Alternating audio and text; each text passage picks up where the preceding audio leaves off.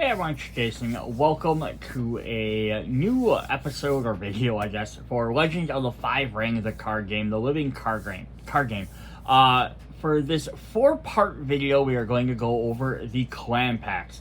And you might be like, 4, but there's 7 clans. Yes, there surely is. But I have only so far been able to obtain these 4. Crane, Phoenix, Scorpion, and Unicorn. So, the, Lion, Dragon, and Crab still elude me. But if I get them, hopefully I can find them. I can do I'll do separate videos for all of them as well. So we're gonna do one video per each different deck. So what is in a clan pack, or what makes a clan pack unique, is each one is going to have 78 new cards. So it's about Dynasty Cycle has 120 new cards about, so this has about half of that, a little more than half actually. There's going to be 3 copies of 25 different cards and 1 copy of 3 different cards, and the 3 different cards are your Stronghold, your Province, and each pack will have a new role card, which is really cool. But what you're also going to get is you're going to being what there is why they're called clan packs, is so for each clan, the majority of all the cards are going to be for that clan. Then there is a supplementary or extra 3 copies of each, but 1 brand new card for each other clan, either in the Dynasty or Conflict deck. And then there's a couple of unclaimed cards as well that can be used to help boost it as well. So this is a really great way if you find a clan that you really like. And these are the 4 easiest ones to find, so hopefully you like these 4. But yeah, so if you really like the clans, these are really cool ways to be able to just augment your deck a little bit better. So it'll be fun to dive in and see how they pick up some of the themes, or if they add any kind of new things that weren't maybe in some of the extra clan or the extra Dynasty packs or box sets. I don't believe there's any new keywords at all. Each one is going to come with a little booklet, which has just kind of like an idea of what the clan pack sort of does. Little kind of stories or information about some of the characters or whatever. And then a cool little background. But like nothing extra cool like that. Alright, so let's hop into our packs. Alright, for this clan pack, we're going to look at the Unicorn clan pack, the Warriors of the Wing. Horses, swift as the wind. So yeah, we're kind of theme. We're obviously going to get a lot more cool cavalry cards and be able to add guys in. I wonder if we're going to get some more Gaijin cards. They like to work with the Gaijin stuff a bunch. So we'll see what we get with that. Will be very interesting. So our little booklet, we have just a little thing, kind of mention what the Unicorn clan is. Has some history about some of the different stuff. Nothing extra too special. And we have some neat looking artwork there. So let's go ahead and hop into this. We have a brand new Stronghold. Oh, so this is interesting because all of the other clan packs that we went through have all been Kuogens. So this one is not. This is a Shiro Shinjo. So interesting. So they're going to have different names. We have a couple other interesting things on here as well. So first of all, it still has 10 Honor and 10 Bamboo for Elga Clan cards. But it only has 6 Fate. So it loses a Fate. Every other Stronghold always had 7. So this is a castle. Reaction. After you collect Fate during the Dynasty phase, choose an opponent and battle this Stronghold. Gain 1 Fate for each face-up non-Stronghold province controlled by that player. So that's why. Because you're going to have a way to potentially get a lot of extra Fate. Up to possibly 4 every turn, depending on what they have.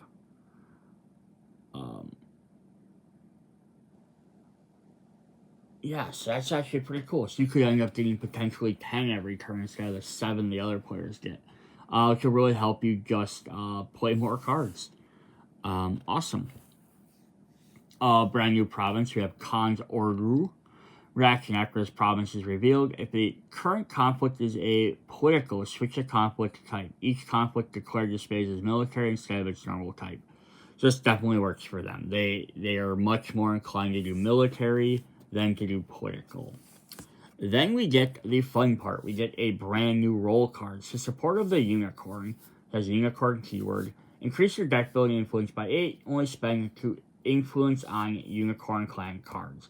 So what makes this very different than the other role cards is it doesn't have the Keeper or Seeker or an element. So if you use this, you can't use any of them cards that have those role cards only. So it does kind of shut those other cards out of your deck. But the idea is it's going to let you play up to 8 more worth of bamboo into your conflict deck. So it's going to give you more unicorn cards to play. The one keeper side of the other ones only gave you an extra 3. This would give you basically 5 more than that, but you can only use them for unicorns. So if you want to put a bunch more unicorn cards, very, very cool to do that. Alright, now let's hop into our cards. We have Wild Stallion. Creature. We don't see creatures too often. So it's kind of funny that no attachment. During a conflict, when this character is not participating, choose up to one other character you control, move this character and that character to the conflict. Nice. So basically, you put this guy out ahead of time, and then you can use him to just move guys in without it being an attachment. The Shinjo Trailblazer. Oh, the little pointy con type hats. Bushi and Cavalry. Reaction. After an opponent's province is revealed during a conflict, this character gets +2 military and political until the end of the conflict. What do you fear what lies beyond your sight? So yeah, revealing a province gets you an extra bonus. The Young Warrior. Bushi, Cavalry, and Battle Maiden. This character must be declared as an attacker or defender in the first conflict declared each round. So basically a little bit higher costs, or higher abilities for lower costs, but you have to use them. Utaku women proved early on that they have the strength and dedication to join the veteran ranks of the Shihomi. Cool. I love the purple armor, too. I get this, the whole color theme, but it's really neat to say purple armor. Ichi Farseer, Shigenja of Water. Reaction. After this character enters play, choose an opponent's face down province, reveal that province. So this works really well at that stronghold. We're going to force revealing them. The Water Kami agreed to travel with her to share the wonders of discovery and to show her where they might yet go. So does this just say when they're revealed? On this one, the previous one. Okay, only during a conflict. Okay, so this doesn't boost them up otherwise. Awesome. Our first unique character, Sagaya al-Mangazu, a courtier, Gaijin, and scholar. Ooh, I don't think we've seen a unique Gaijin before. Or Gaijin, I should say. I keep saying that probably wrong. Just sincerity, it says, card each player's controller draws 1 card from their conflict deck. Action. Discard a card from your hand and choose an unbroken province not currently being attacked. Turn that province face down. So you get to hide your stuff, which is kind of nice, because if you have ways to like reveal to gain bonuses, you can do it multiple times, or if they have a reveal action. When I turn 16, I vowed to escape or die in the attempt, thereby freeing my father to act against the callous tyranny. You discard a card to do this, but then if they leave play, you get your card back, basically. So it kind of pays for itself. Uchi Gayayu, Shangetsu of Water and Cavalry and a Daimyo. He's a purple glowing object. Action. During a conflict, choose a character. The character gets +1 military until the end of the conflict for each face-up non-stronghold province your opponent controls. So cool, another way to like, boost up your characters based on what your opponent has. Even the greatest among a motive love for the firstborn daughters could not hinder his duty to the empire. We have another unique character, Moto Chagate, Bushi and Cavalry. So this is the pack art guy. This character is not bound during conflict resolution of conflicts in which the province your opponent control is broken. Oh, nice. If you break it, he gets to keep going. Where is it written the Khan of Khans must always be a Shinjo? Awesome.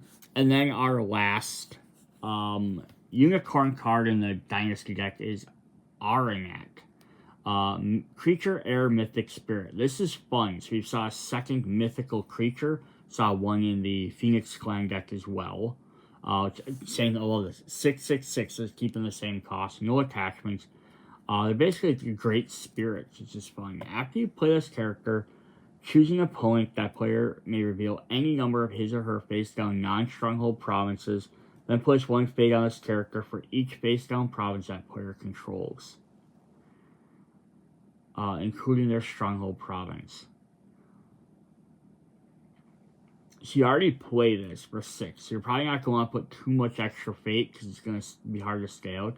But they may reveal any number of their face down strongholds, and you get one for each one they don't. So if they decide not to because they don't want this guy to stay out like possibly 3 or 4 turns, they have to reveal the strongholds, which boosts up your other guys. So it's, ooh, that's a quandary there. That's awesome. That's a pretty fun card. Alright, then we're going to jump into our other clan cards. So these guys, like all the other clan decks, are really fun because what they kind of do is they're sort of themed. Since they're you can't put them in your Unicorn Dynasty deck. They're used to be played against the Unicorn deck. So they're kind of designed that way. So we have, and they're all unique characters as well. So a bunch of extra unique characters. Hida Suriru. Bushi Cavalry. Reaction. After a character is moved to play into a conflict in which this character is participating, to end this conflict, this character gets +1/+1. We cannot simply hide on our wall and wait.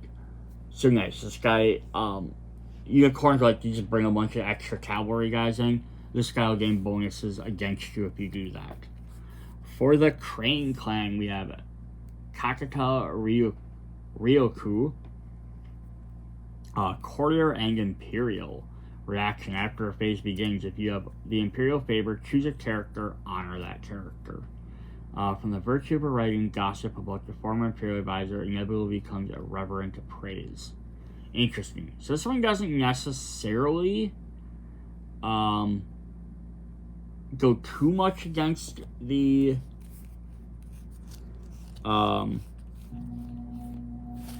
unicorns as much. Because you have to have the Imperial favor, but it means you have a lot of extra glory and stuff.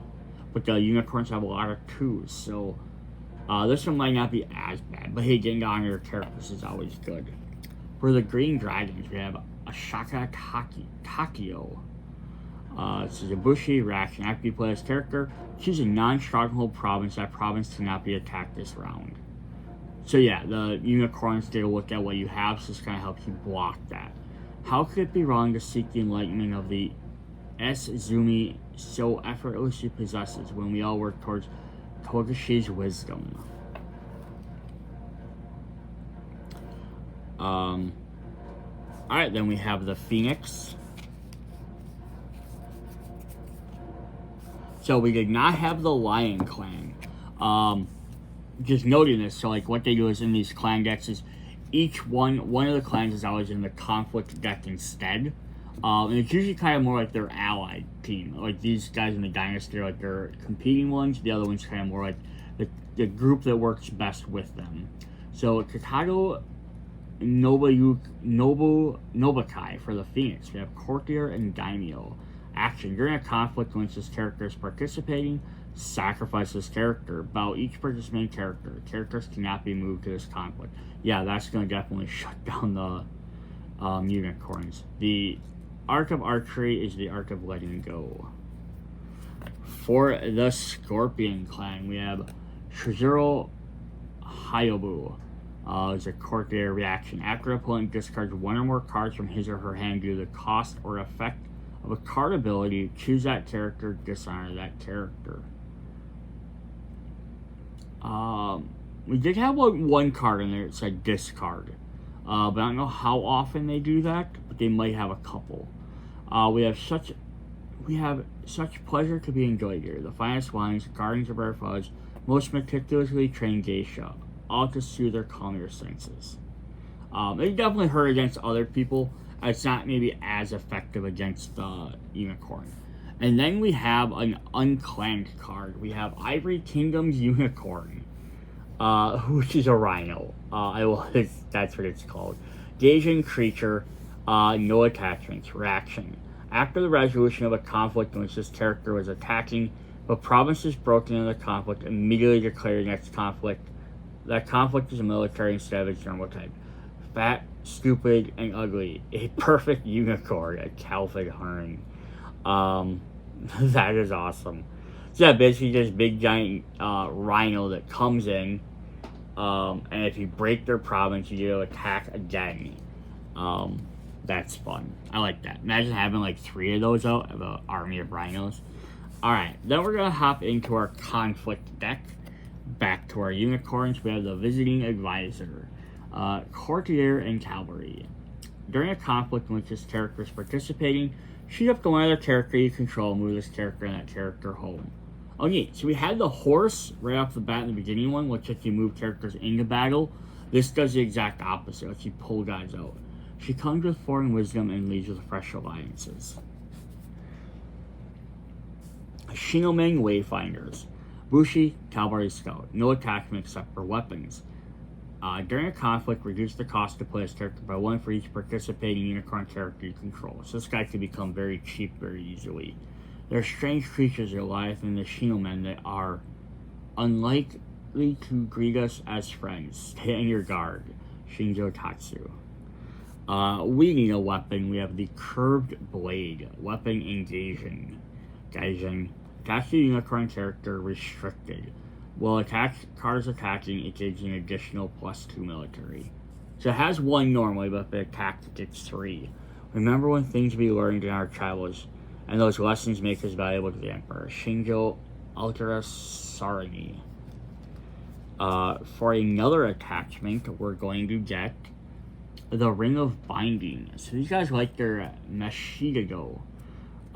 During the Fate phase, if you're the first player, attach character not lose fate or be discarded. Nice. So basically it keeps guys alive as long as it's your phase. For the next 1,000 days, a day you may contemplate the suffering of rot among the Wedge of Innocence. We have Utaku Battle Steed, of the nice little unicorn horn on it. Mount, attached to a unicorn character. Attached character gains a cavalry trait. Reaction, after the attached character wins a military conflict, honor the attached character. I like that. Boosts up their stats, gives them cavalry, lets them come into battle quicker. Very nice. Alright. Then we have Speak to the Heart. Action. During a conflict, choose a unicorn character. You know, a lot of stuff specifically for it mentions their cards. It's not a bad thing, it's just interesting. The character gets a +1 political till the end of the conflict for each face-up stronghold province your opponent controls, max 1 per conflict. Let this be a token of goodwill and the prosperous future that awaits both of us. So this is good because the unicorn don't tend to have a lot of political stuff, but they have a lot of stuff now that wants you to have your strongholds face up, your opponents. So this could potentially give you, again, up to 4 extra points, which could be very helpful. Spoils of War. Reaction. After you win a military conflict as the attacker, draw 3 cards. Then choosing discard 1 card from your hand.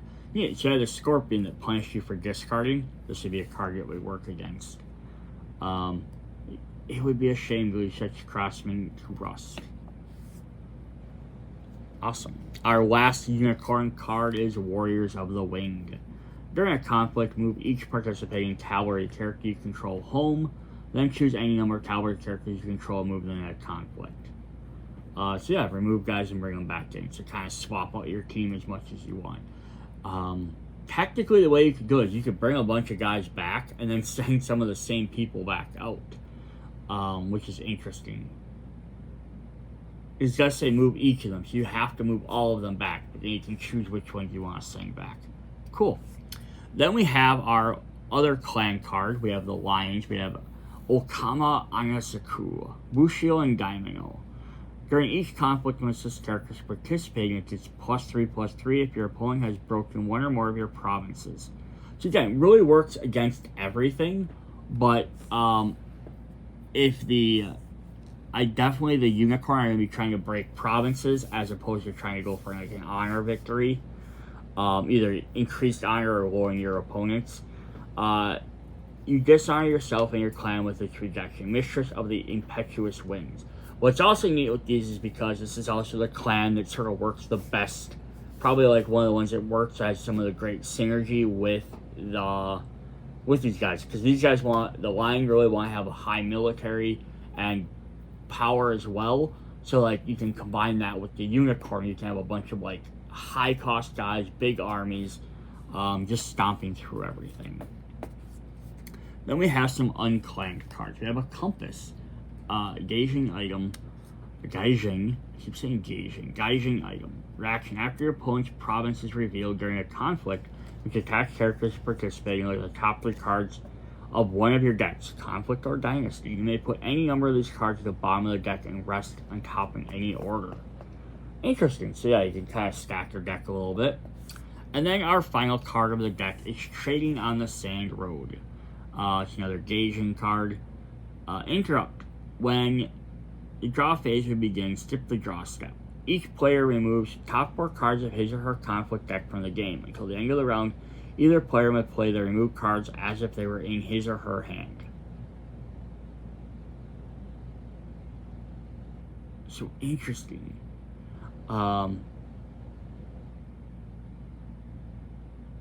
So that means you get to play yours, and your opponents can play. You can play yours or your opponents, but you both get access to either one. That's kind of cool. It's maybe a double-edged sword. You might be giving them something really neat as well.